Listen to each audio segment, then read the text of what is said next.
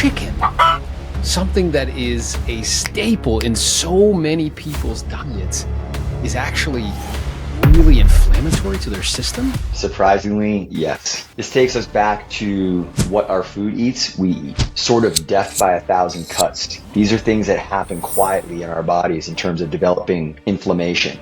People come into my program, I'll hear them say that they've been trying to follow a really clean diet and they focus on eating chicken and salads, and they think of it as it's the white meat. It's clean, it's low in fat, it's leaner. However, the food that the chickens eat and consume are really rich and high in omega-6. And when we consume the chicken, that omega-6 gets passed on to our bodies. And over time, that compound effect of increased omega-6 in our bodies is what drives up systemic levels of inflammation. Everything from sinus congestion all the way to cancer. For all you guys listening right now, I want you to drop in the comments what you think about the dirty bird actually causing lots of inflammation in your system. And if you'd be willing, in order to perform optimally and have your body be functioning with less inflammation, to eat less or actually rid it of your diet. So I've had the good fortune, we've been working together for a few months now. And I remember that was one of the big takeaways, which was you are what your food eats. And that was not something that I'd ever thought about before. And I'd also understand, and I've heard before, that if you want to perform optimally, you need to treat your body like an athlete. And that's very true in my experience. So one of the things that we worked on was first reducing inflammation dramatically. And that required a pretty large augmentation in what I was eating and supplementation. So maybe you can talk about why that's important initially.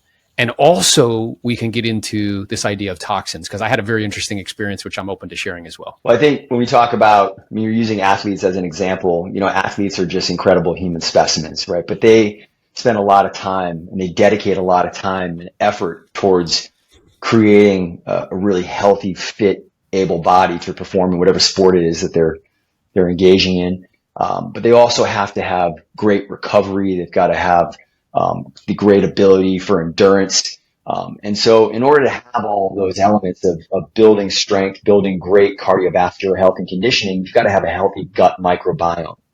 And the gut microbiome is important because if the gut microbiome is inflamed, then that inhibits our body's ability to efficiently break down food and efficiently absorb nutrients, which will then distribute it out to the body to give our muscles the nutrients it needs to grow, to give our organs and other mechanisms in the body the essential nutrients that it needs to function. And so when the body is highly inflamed, it inhibits the body's ability to do that efficiently and optimally. So creating a healthy gut microbiome allows the intestinal tract, if there's less inflammation in the intestinal tract, you have a higher nutrient uptake, which will then allow you to absorb more of the nutrients that you consume, therefore getting more nutrients to the muscles, brain, cognitive function, great gut health and performance, energy levels, sex drive, all of the major human mechanisms that we need to live a very healthy, happy, and a life full of vitality. That's what's up. You heard it from Chris himself, right? Reducing inflammation will increase the sex drive. Let's go. So what I think is very interesting. We all want that. We all want that, brother. So I was someone who was like, I would perceive myself to be like health conscious. Like I played, sports in high school. I've done triathlons. I've done half marathons. And I would really kind of think that I was doing what I could to consume things that I felt were healthy. And what I've realized as me and you have spent more time together is that's really more about marketing from the food industry's perspective. Because I would look at something and I remember literally I'm texting you while I am in the grocery store saying like, hey bro, is this good? You're like, nope. And I'm like, well, it looks, the packaging, it says organic on it. It looks like it's healthy. And you're just like, nah, dude, not this. So maybe talk a little bit about how a lot of your work is really kind of undoing what people think they know. There's so much conversation and so much content out there nowadays that floats around the health and wellness industry and the fitness industry. And so it's so easy to get confused. You're hearing 50 different versions of, what's inflammatory, what isn't, what's healthy, what isn't, what's the right way to work out and exercise, what isn't. So it's very easy to get confused. But when you look at the nutrition side of it and you look at the food industry, the food companies, if you really think about it from a basic standpoint, they're companies, right? What is their objective? To make as much profit as possible, right? So there's a lot of companies out there that will do whatever it takes to cut corners to increase their margin. And so you see companies incorporating things like seed oils, like palm oil or canola oil or vegetable oil or sunflower oil. These oils that are highly inflammatory to the body, but they're approved by the FDA and are used in a lot of common foods and ingredients that we consume on a regular basis, as opposed to using a more expensive oil like an olive oil or a coconut oil or an avocado oil, because that would shrink their margin in their cost of production. So, this is where you see companies just will cut corners left and right to try to improve their overall bottom line, which from a capitalism standpoint, you understand that. But if we, the consumer, have the knowledge and understand and know what to look for, we then can have strategies against what foods we choose to put in our bodies. And it's not just about, reading the front label of a package. The front label of the package is always marketing. That's what I say. I have clients will always send me the food, send me what you're going to eat tonight. Or if you're grocery shopping, you have questions about a particular item, if you can have it, send me a picture of it. And they'll always send me the front. It says organic. It says gluten-free. I said, that's the marketing. Show me the ingredients. And they flip it over, and sure enough, you see xanthan gum, guar gum, sunflower oil, all of these additional fillers that are, again, approved by the FDA, but are highly inflammatory to the gut and to the body. And so if you have people who aren't aware of these particular ingredients that these companies use, then on a regular basis, you're constantly consuming these foods and these toxins that are driving up systemic inflammation on a daily basis. Food companies are outsourcing their ingredients and formulation to the lowest bidders. So the way that they try to increase their profits is to decrease their cost, because they're trying to sell it for the highest price point they can on the shelves, but they know there's only a certain threshold of how high they can go. So where do they increase their margin? By decreasing their cost of goods. And how do they do that? They sneak in ingredients that 99% of the people they're not educated and don't know, or they don't care. So they'll consume it, no problem. And this is what will eventually, or has been leading to the health epidemics that we see all around the world, which, you see all sorts of illness nowadays, and it's tough to watch people suffer. When someone like myself knows and understands that there is an opportunity to educate people so you can take control of your health and really reduce the numbers of illness and disease that's happening in the world today. If you just knew what to look for and knew the decisions to make, we could start to work on really seeing an improvement in that area. And that's the goal, at least with what I do. And, is trying to educate my clients to empower them so that they're making better decisions. They know what to look for. I believe that our bodies are the hardware and our brains are the software. So what I became aware of when I was like, okay, I'm going to get serious about this. I knew that there's different levels of awareness. There's unconsciously incompetent. So I don't know what I don't know. But then there's consciously incompetent. You're like, oh, I'm aware that I don't know some shit. Then there's consciously competent, that you know. Then there's unconsciously competent, which is you in this space, which is it so well you don't really have to think about it anymore. Well, I became aware that I was consciously incompetent. I knew that I didn't know. So I'm like, okay, I need to get access to someone who knows, so I could download your software from your brain to my brain, so I can make better choices and decisions, not only around kind of what I'm eating, but also movement and stuff. What would you say was the fastest translation of improvement that you noticed once you started to make some of these shifts?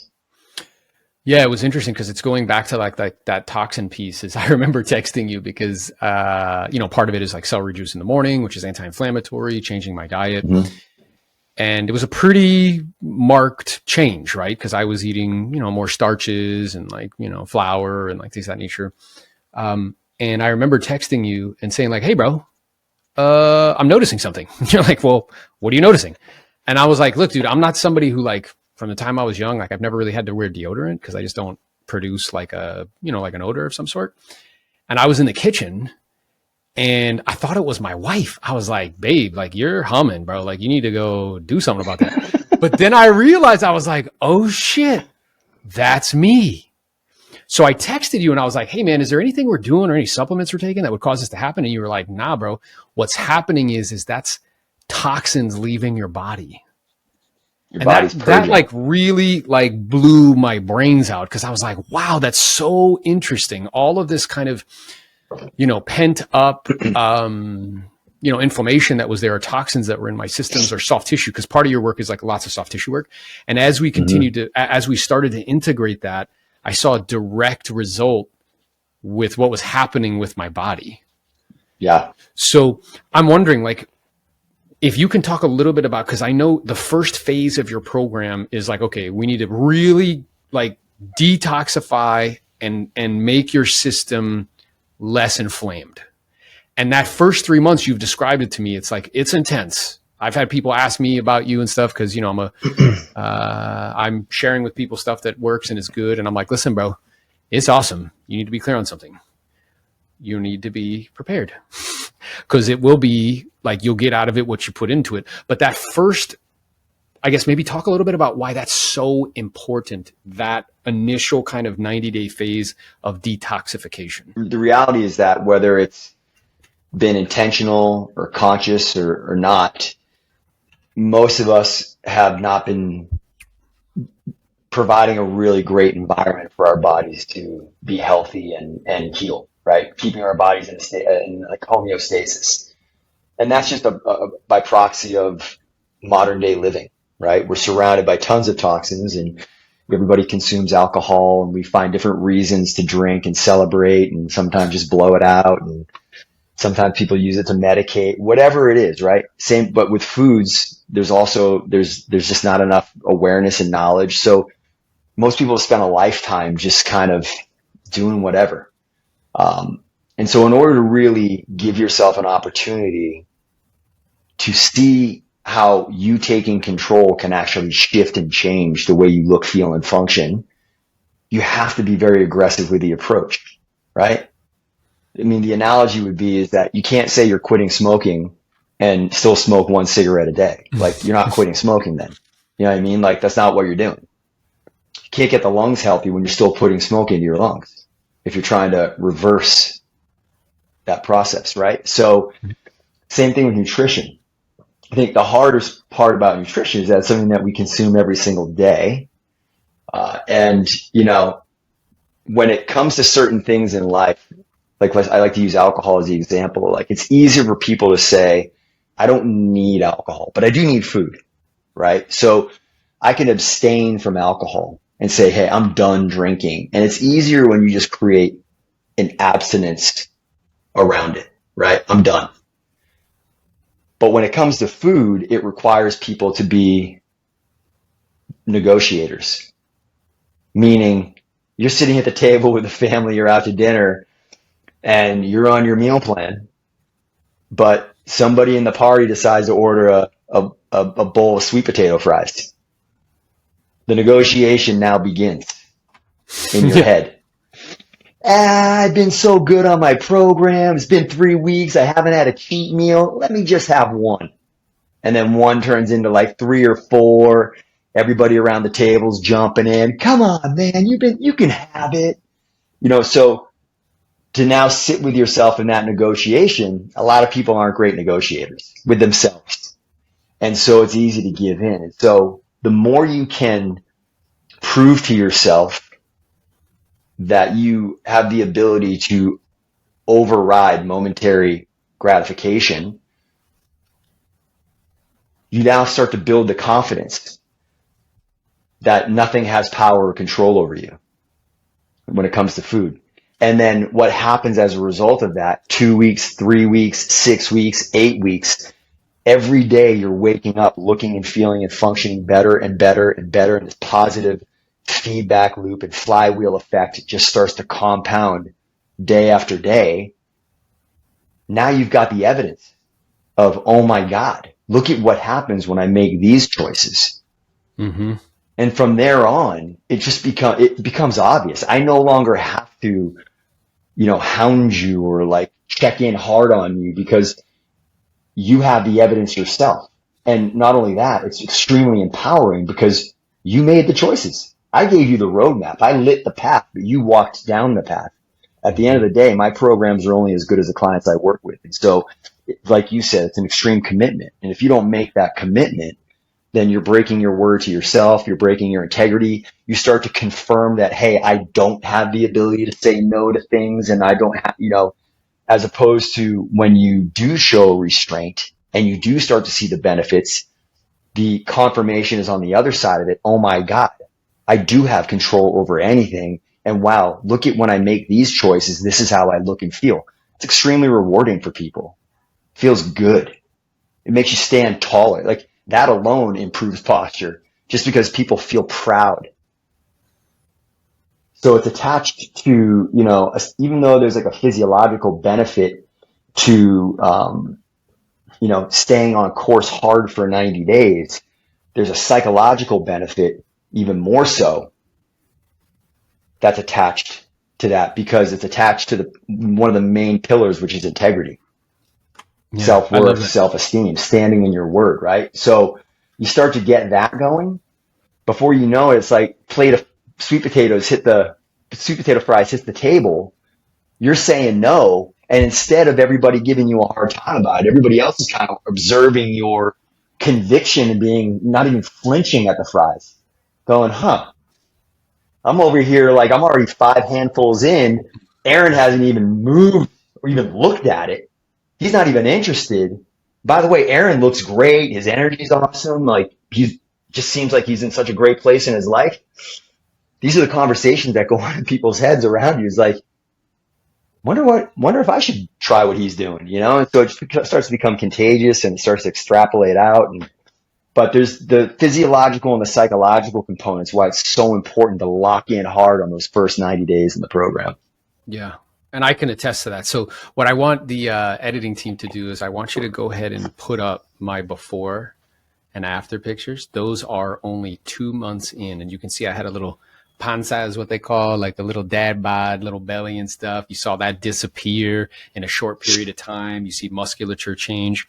And you said something to me that I really appreciate, you for, we were having a conversation and you were like, hey man, it was like maybe we were 2-3 weeks in and you're like, listen, I can tell very quickly why you've produced favorable outcomes in other areas in your life, because you're like not missing to a T, you're totally dialed in, you're, sticking to the program 100%. Mm-hmm. You told me I can also tell based on speaking to you that you're a powerful person. Like I can see it behind your eyes.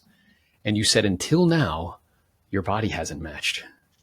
And when you said that to me, like instantaneously, because I've told that story to other people and they're like, oh shit. And I was like, nah, bro, instantaneously, when you said that to me, I recognized that it was true. I was like, yeah, that's true. Right. And you were like, yeah, dude, imagine when those two things match. Imagine with what's going on inside and who you are as a person is in complete alignment with also the way that you're showing up physically in the world. And then I'm also curious because what you were saying about, like the alcohol and the food, what came up for me is I think part of why that's happening is because we understand scientifically that alcohol is poison to our body. Like we know that there's enough information. I know people still partake in, sometimes copious amounts. But we understand that it's poisonous to our body. I think the thing that is interesting is I'm not convinced that people correlate food with poison. They don't correlate like, wait a minute, like that's super inflammatory to my system. Agree. And long term, like you mentioned, like those 3, major kind of diseases in the Western world anyway. What used to be the major causes of diseases were like, diarrhea and pneumonia and like stuff that were actually like ailments. Now they're for the most part, not always, because I know there's some biological things that go on, but they're lifestyle diseases. So the biggest ones, which all the science is indicating are correlated, is they're just different manifestations of the same problem, which is excess inflammation, is heart disease, it's diabetes, and it's dementia. So like, there's not like a correlation, like, wait a minute, that's poison. That first 90 days, you drive down that systemic inflammation, you create an environment that is getting much closer to homeostasis. And then you go back and you throw in the alcohol, you throw in the pizza, you throw in, the ice cream, and you see how your body reacts within hours, not even 24 hours, within hours, right? And you immediately see how your body rejects it, right? Now, that doesn't mean that you shouldn't be able to enjoy your life and indulge every now and then and allow yourself to have, a cheat or some sort of, celebration, whatever it means to you, right? But my theory around that is always make sure it counts. Do it when it counts, right? Yeah. Anniversary, a birthday celebration, a friend who you haven't seen in a couple of years comes into town. You decide to go out, have some great steak dinners with a bottle of wine. You have a glass or two. First time to Chicago, never been, always want to try deep dish pizza. So you have a couple slices. Yeah, I mean, like you reserve those for moments that are meaningful. They're just not part of your everyday life. The reason why I'm laughing is because like my son Sebastian, he's like, he calls you the food father. He's like, hey, you got to check with your food father to see like if you can have this or not. And it's true. Like I'll text you. And we were in Chicago and you were like, yeah, bro, first of all, you should, for two reasons. One is it's the first time in like 2 months, whatever, that like I broke from the program.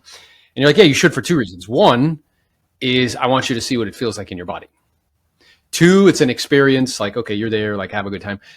Three, you were like, once you've kind of done that with your system, it might actually speed up your metabolism. So, but what was so interesting is when I did, you were like, hey bro, send me a picture. I sent you a picture and you're like, you fucker. Like it's like this big fucking slice of pizza and shit. And it was, my mouth was like, this is great. Immediately after I was like, oh, like walking down the street afterwards, I'm like, wow, I feel a little heavy. And then that night, it was a little, it wasn't like a full blown stomach ache, but it was like, something's a little like not fully right there. So it was it was a really cool experience to actually see, okay, let's reintroduce some of this stuff and see what it feels like. It's great. I mean, that's exactly it, right? But you got that experience. And so from that experience, you'll now have informed decision making moving forward, right? On a regular Friday night back home, the family's like, hey, let's get some pizza. I mean, if they really want to have it, great, they can have it. But you will make a decision based on your experience and how you feel of whether or not you're going to partake. Yeah. And you're strictly making that decision just because of how you want to feel. Not because I said you can't have it, not because somebody else is saying you can't have it. You're not being parented. You're a grown-up. You make your own decisions, but you're making your decisions based on information that you got from having that experience. So, if tomorrow you've got a big event coming up and you know that you need really great sleep, you want to wake up and hit a really great workout, and you want your cognitive function to be sharp and clear, you want to have tons of energy the next morning, you're not having the pizza because you know what it's going to do to you. But if you got a weekend of nothing on the books and, you've been really dialed in for the last 3 weeks or so with your program, and, you have some runway to kind of sloth it out and like recover for a day, maybe you have a slice or two, but you'll make that decision with really strong data and information based on what your body's feedback received from that experience. Yeah, love that. What I wrote down here is that it's you're making a decision out of choice, not out of habit or obligation. Yep. So it's like I'm choosing to partake consciously and purposely. I know what the ramifications are. It's not because the food father said I couldn't do it or whatever. It's either I want to feel one way or I want to feel another. And that is empowering, because I feel like if you feel like you have to, the way I describe this is like, I'll talk to guys and I'm like, look, if you're monogamous because you feel like you have to be, that feels like a trap. It's like a cage. But if you're monogamous out of choice, because you feel like it strengthens your relationship with your significant other and it strengthens your word and your commitment, that feels empowering. And it's the same thing here, where it's like I'm making it from a choice, not because I feel like I have to, or like naughty, or like Chris is going to be mad. It's like, nah, dude, like you're a grown up.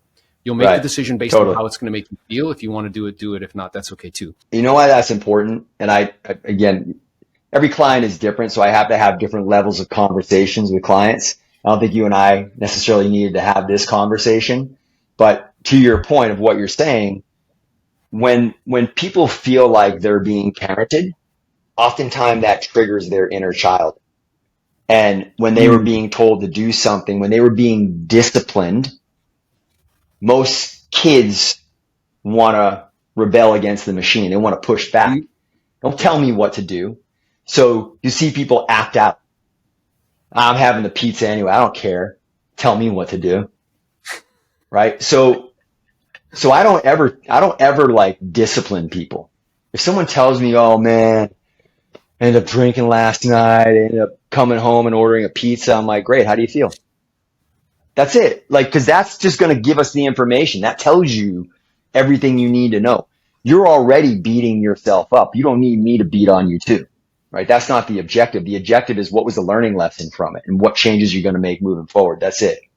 But when people parent themselves, when in their minds like, oh, I can't have that, and they create that hard discipline conversation even in their head, they don't realize they're having two conversations with themselves. They're being the parent saying, no, you can't have that. And then they're the inner child who's saying, I'm going to have it anyways.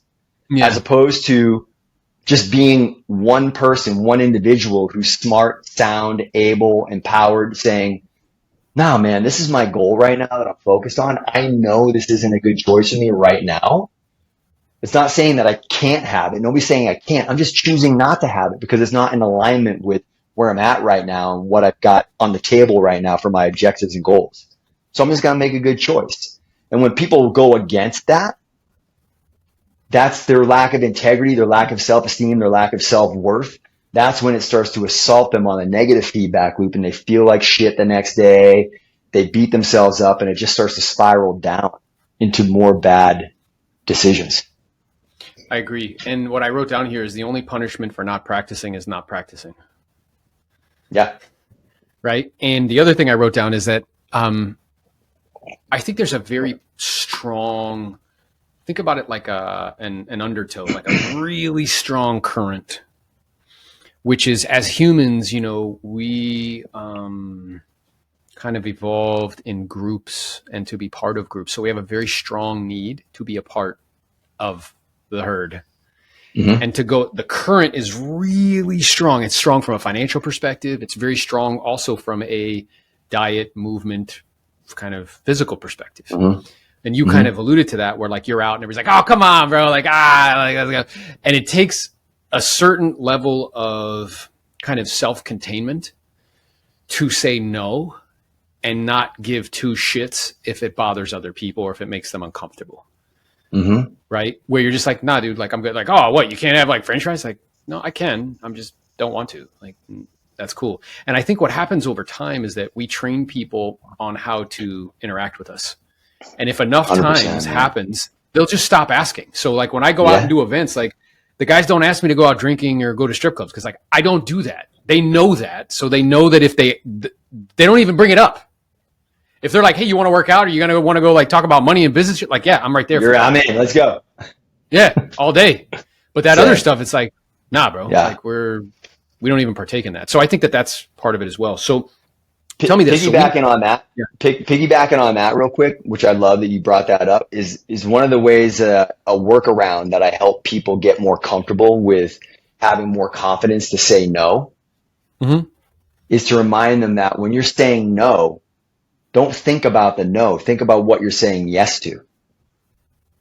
When you say no, I'm not going to the strip club, you're saying yes to, I'm going home to my wife and my kids. And I'm saying yes to a solid 8 hours of sleep.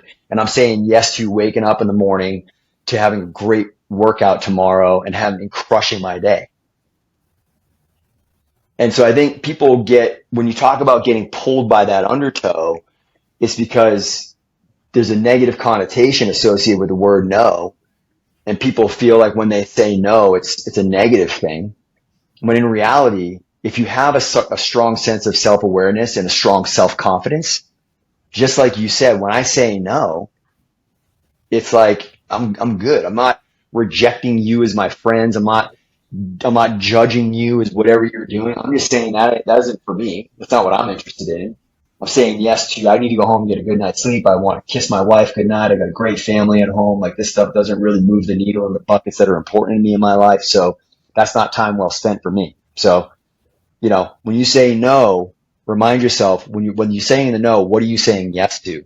And that helps strengthen the ability and the confidence to say no in situations that maybe inside you're saying, I really don't want to do that. And then you're like, oh, okay. And you go along with it. But then that's an assault on your integrity, and you don't feel aligned with that.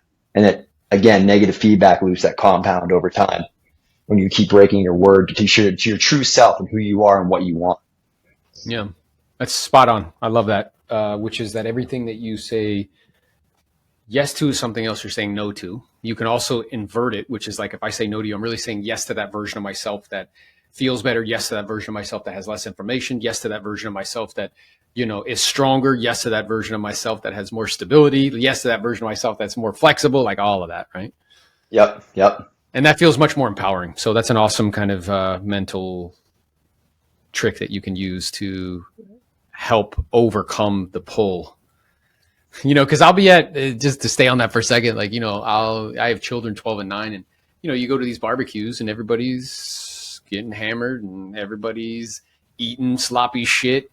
And you see the guys and they all got these fucking things, and like, and then the kids want to throw the football around. They're like, I can't, my knee, my back. And I'm like, God damn, bro. So every time I say, like, that can be very enticing for somebody to be like, hey man, just have a couple beers, like whatever, like hang out. So if I say no to that, it has nothing to do with them as people. I'm not rejecting them. I'm saying yes to the things that I want. Now, people might take that as a rejection, but that has more to do with them than it does me. 1,000%. And also, I think the other way to think about it in another way where, we as human beings, we like to be teachers. We like to help, support, and coach. And even if you're not a coach, right? Somebody goes on this health and wellness journey and they're getting great results, and their friends are like, what are you doing? And they're like, oh, and they just love to like share that information and like lift other people up around them, right? But when you walk into that barbecue and there's 10 other dads there and everybody's got, a big gulp of, vodka and whatever it is they're drinking. Yeah. And you're over there, looking like you're in your 20s, and you're not engaging in any of the stuff that's going on.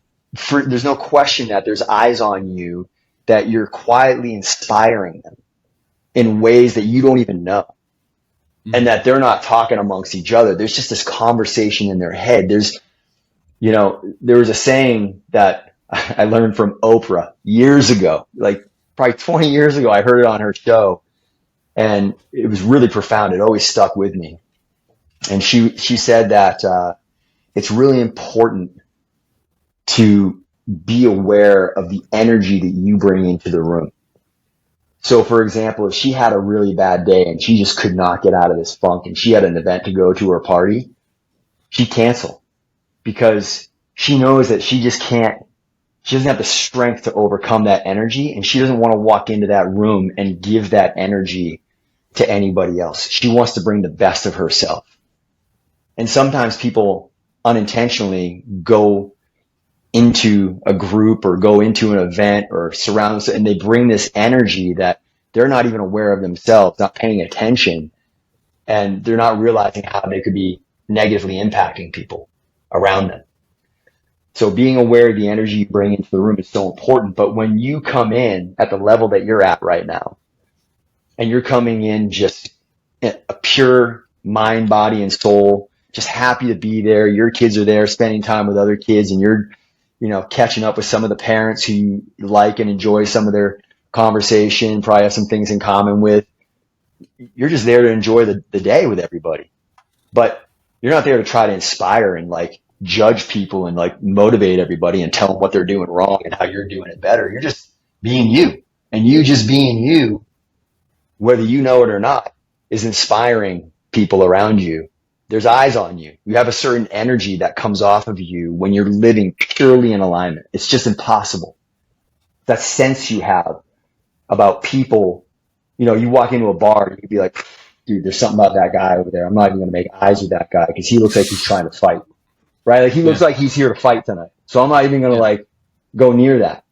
But on the other side, it's the same thing. It's like, dude, there's something about that guy. Something about that guy, man. He seems really interesting. He seems really like sure of himself. He seems like he's really confident in the way he's standing, his posture. The guy's got great skin. Looks like he takes good care of himself. His biceps are busting out of his t-shirt. Like, Yeah. Guy kind of looks down at his stomach. He's thinking, Jesus.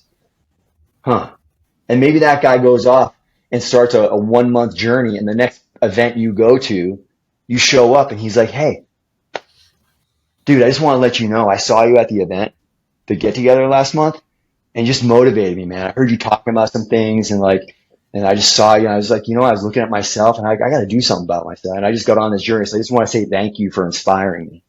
So you never know who's watching and how you're impacting other people, but I guarantee that you're definitely having that impact. And I see it all the time with clients of mine.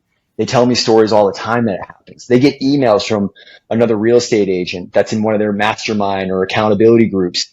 3 months down the line, they get a phone call or an email, or they show up at the Mike Ferry event and they're looking amazing. Like, hey, I just wanted to say I've been following your journey on social media and it just really inspired me. And I've started doing my own thing. I've lost 30 pounds in 3 months.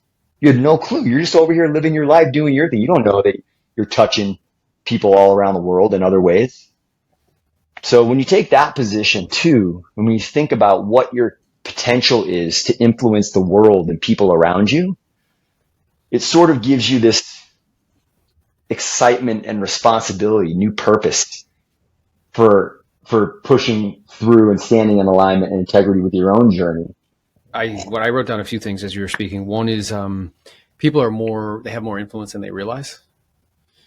I think is very true. The other thing I think is true is in the Bible, there's warnings and there's examples where it's like, do this, don't do this. Yeah. And it's like living your life as an example. It's also in the Bible where they said, like, if a lamp is lit, you don't put it in a closet. You put it on the top of a mountain so it can provide light. So it's just, you know, living your life in a way that encourages people to move towards the highest version of themselves. Right. And what I want everybody to do, you know, is drop in the comments, what type of energy do you bring into a room? Honestly, no bullshit. Like, this only is helpful or useful and insightful if you're honest about it. Like, do you bring in kind of schlubba-dub energy? Do you bring in like, oh, I'm so tired energy? Do you bring in like, oh man, like, you know, I can't run down the street with my kids energy? Like, what type of energy do you bring into? Do you walk into a room and complain about everything that's going on, or are you talking about all the exciting things that are happening? It's a great one, dude. So it's awesome. We've talked about like, you know, kind of nutrition. We touched on that. We've also talked about, really, it's kind of drifted into like mindset and like way of thinking about something. And I believe that we'll do way more for others than we will ourselves. That's my experience. So taking this approach, like, really, this is not just for me. I mean, sure, I get some of the benefits of it, but it's also for my children because they get to watch their dad do this. It's also for my wife. It's also for people that are in proximity to me, where I can be an example and perhaps encourage or inspire them in some way. Mm-hmm. And the word inspire, it actually, the Latin derivative, if you break that word down, is inspires, breathe. So it's like to breathe life into, is what that actually means, right? So if I'm inspiring in people in a way that's you know, positive, that'll be helpful to them. So now let's kind of shift gears and let's talk about, because I know the program is okay. We have inflammation and what's going on in your body, but then another key component of it is movement. Mm-hmm. So maybe touch on, like, because what I became aware of as somebody who, you know, played high school sports, like did marathons, triathlons, what I became acutely aware of very quickly is I had no fucking idea what I was doing in a gym. Like, none. Just nothing. Like, you think you know. You go there and you fucking go like this and you go like this, but like, I didn't really know what I was doing. So talk a little bit about like movement and kind of the pillars of the program and why it's important. I mean, very simply, from a foundation standpoint, movement is life. If you're not moving, you're dying. If you were to sit in a chair and not move for 3 months, you would certainly feel your body degrading. And what happens over time is that we start to move in less and less full dimensional patterns, right? When we're kids, we're outside playing, we're running, we're jumping, we're doing all of this activity. We don't have jobs. We're not sitting at desks, right? We might be at school, but we've got recess, and then we've got sports and activities. And then, of course, you're just running around the house and playing, crawling around the ground, standing up, squatting, jumping, hanging, right? All of this movement, which is the functions of our body. But as we get older, we acquire injuries, which restrict range of motion and movement. You break a bone, you go into a cast for a couple months, movement is limited, right? So now your body takes over a new position or adopts a new posture. And unless you're really aware of how to move your body back into alignment and get it back to where it should be, you usually develop some imbalances. And then those imbalances over time become overdeveloped because now you broke your arm, your right shoulder was in a sling, which causes your right shoulder to rotate forward. Then you go in the gym and you start exercising with that right shoulder in a forward rotated position. You start to strengthen those imbalances, right? So things like that happen over time. But then also things like sleeping on your side rolls your shoulders in, right? Imagine sleeping on your side 8 hours a night. How many nights a week? How many weeks a year? How many years of your life is your body holding that posture? Sitting at your desk in a 90-degree position where your arms are rotated forward, your hip flexors get super tight. So our bodies start to take on all of these postures and patterns that eventually limit our range of motion, and the limited range of motion will start to restrict our physical abilities. And when we feel our physical abilities are restricted, we become less and less desirable to engage in activities because things hurt. They're not moving well. There's a saying that age does not dictate how we move. How we move dictates how we age, right? So it makes a lot of sense if there's an awareness at a young age to understand these concepts, the importance of maintaining mobility and movement and range of motion so that you can keep the body healthy, keep the joints and the musculature healthy, keep things operating smoothly, allow you to engage in activities that bring you joy, create positive feedback loops. If playing golf is something that lights your life up, but you can't play golf anymore because your low back is in so much pain because you don't have good mobility in your lumbar spine and your hamstrings are too tight, well, guess what? It's not just the pain of your body hurting, but now you lose the joy that golf brings you. And what are you replacing golf with? Probably sitting at home on the couch, not doing a whole lot, less movement, right? So movement is just absolutely critical. And how you move before you start going into the gym and loading weight is going to dictate how you move when you're lifting weights. So if your shoulders are rolled forward and you press overhead in front of your body instead of actually bicep to ear, which is true overhead, then you're loading muscles and joints out of alignment that eventually will cause degeneration of joints and ligaments. And that's where you run into injuries and pain, chronic pain and discomfort over time. So movement, aside from just becoming everything that is life to leading up to injuries and how the body functions really well, is just absolutely critical before you start getting into the gym and just lifting heavy weights or even, excessive running. A lot of people don't have good mobility and movement of their ankles and of their knees and of their hips, and they'll get on the treadmill and start pounding out tons of cardio or going for long distance runs, not realizing that they're a couple months away from a hip bursitis or, blowing out an ACL, or they've got Achilles tendonitis or plantar fasciitis. Those are all symptoms of poor movement patterns that are accumulated over time with a repetitious pattern. Yeah, and that was totally true in my experience. So I remember before we got started, I was like, hey, bro, like my shoulders, it's kind of bothers me, and you're like, well, Did you like move it in a certain way all the time? Well, would sleep like that. So I would do that. I had overly kind of rotated shoulders this way. And I was kind of concerned. I'm like, well, maybe I need to check it out. And you're like, nah, bro. I'm like, I see this all the time. It's really, and you could just tell from pictures. You're like, yep, this side is weaker than that side. We need to do some things specifically to strengthen. We need to strengthen the muscles in your back so it pulls Bring your more back. balance and symmetry. Bring more balance and symmetry. And then what I became aware of is it was bothering me to the point that I was going to like go get it checked out. And within 2 or 3 weeks, it went away, like just completely went away. And then what I was also became aware of, because we're like 2 months into this thing, it's like I had my midsection was really like not strong. A core area was not as strong as it needed to be. And certain muscles weren't as strong. So it's like, hey, you need to get strong enough so you can actually lift heavier weight. So we spent like at least 2 months form videos going back and forth. Hey, bro, you're not doing this right. Do it this way. Do it this way. And I still send you form videos all the time. Yep. So that way you can get vertically stacked, as you would tell me.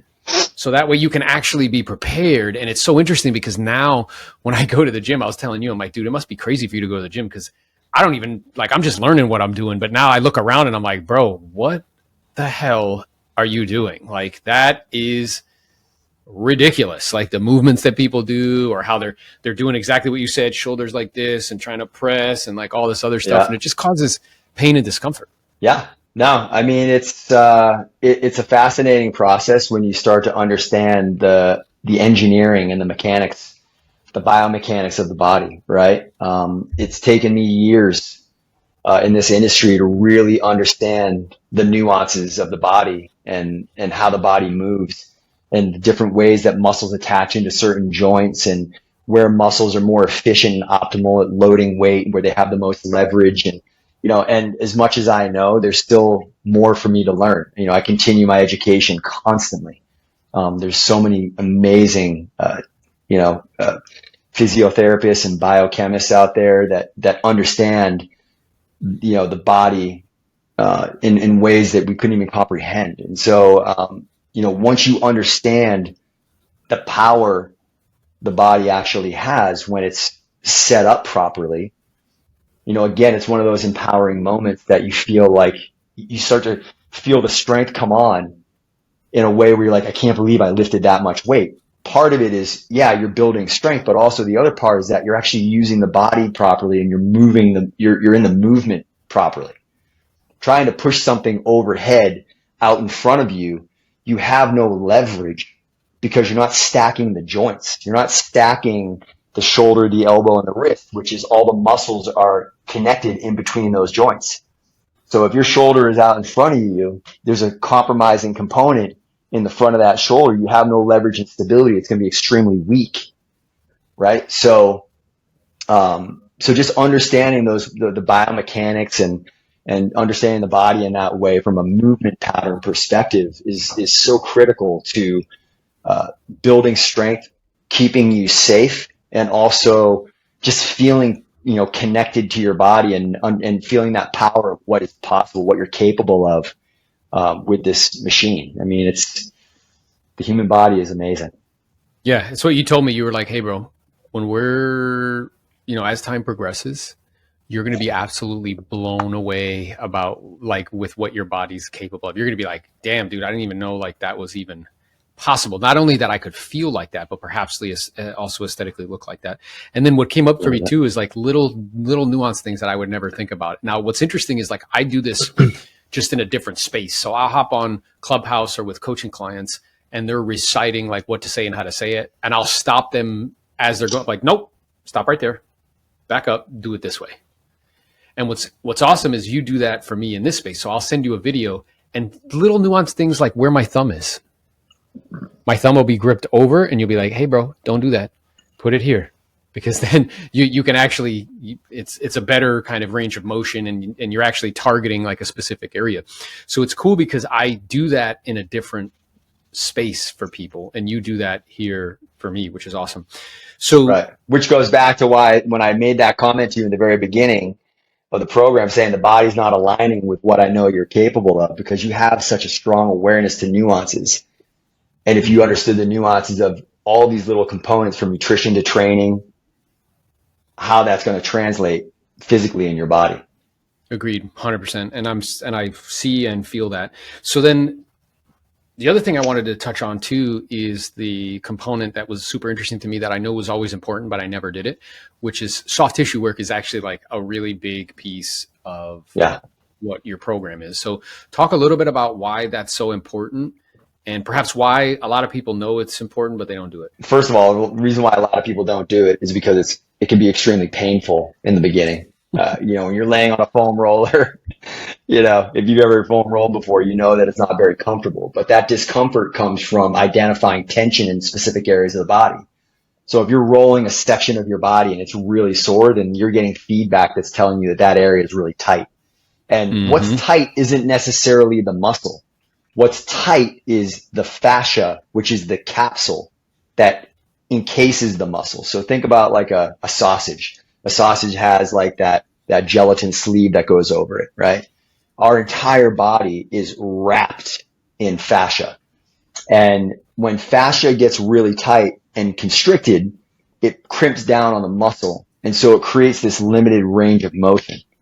And then in addition to that, what it also does, it also shuts down the amount of force exertion you can get out of a muscle. So think about like a hose.